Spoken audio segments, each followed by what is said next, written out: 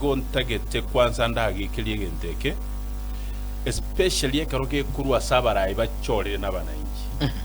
ekero kuriye constitution ya Kenya chapter 6 about integrity inchiro went to go PF in public even in private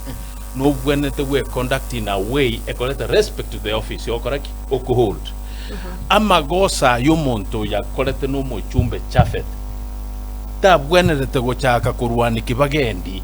if I was the MP Kibagendi achake kukwana magana le kukwana I could have given him ample time akwana magana yako